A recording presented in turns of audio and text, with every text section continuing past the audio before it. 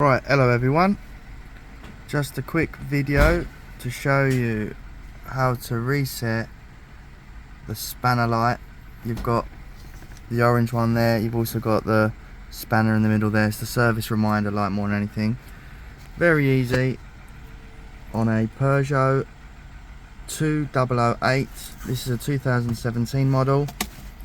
So ignition off, yeah. Ignition off. We're gonna, let me just adjust that there. We're gonna hold in the spanner button, with the triple O's and put the ignition on. It's automatically gonna start counting down from 10 seconds.